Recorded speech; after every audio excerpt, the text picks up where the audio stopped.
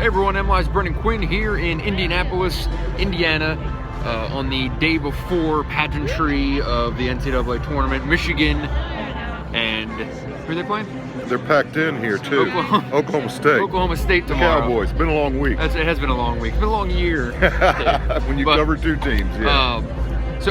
I had John Beilein's press conference today. Had some player access today. Nothing overly of note. No injuries, anything like that to go over, but we're just going to kind of dive into what we're expecting to see tomorrow. Let's start with Michigan's offense, because obviously that's going to be the thing. It's an offense versus offense. Very much. How can Michigan have the edge there?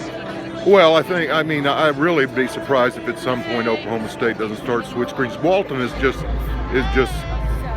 so impactful. It's been amazing how often he makes the right decision, the right read every time. I mean, it's amazing to me. I think on both ends, really, it's going to be how they handle ball screens, because Evans, they're going to ball screen like crazy for both point guards.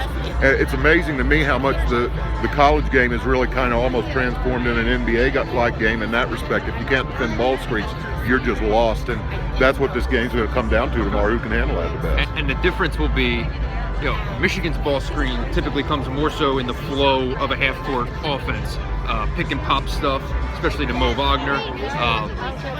With Oklahoma State, you'll see a lot more ball screens early in offensive possessions. You'll see, but before the defense can even get set, you'll see a guy coming out trying to set a screen on literally a moving defender that puts Juwan Evans into some open space that he can create, shoot, drive, pass, and that's when he's at his best, especially with a head of steam going forward. He is, and the other thing, Evans is great. Evans, a great decision maker, great penetrator, driver, but Mitchell Solomon, over the last 6 games, has 5 offensive rebounds a game. So you better account for the big man, because he will get on the offensive glass. He's going to be there.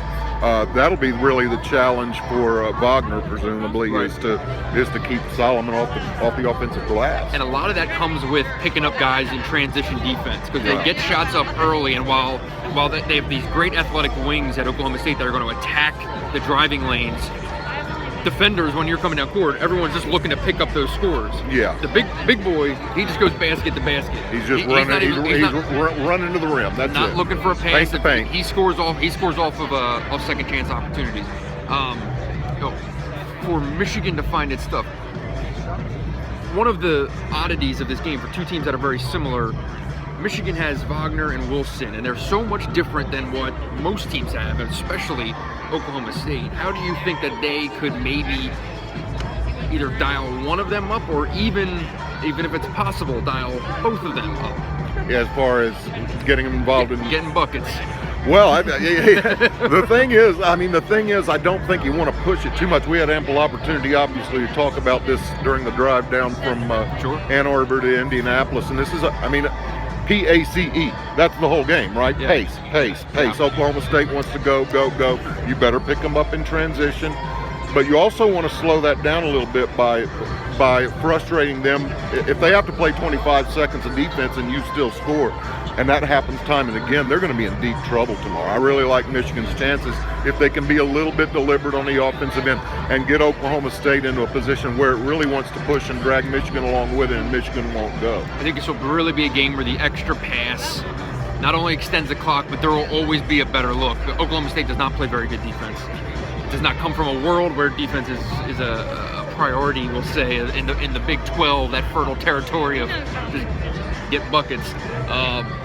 If Michigan just keeps on looking for the better option, it's always going to be there. There aren't a lot of really dedicated, fast-tempo, high-paced teams that are really good defensively.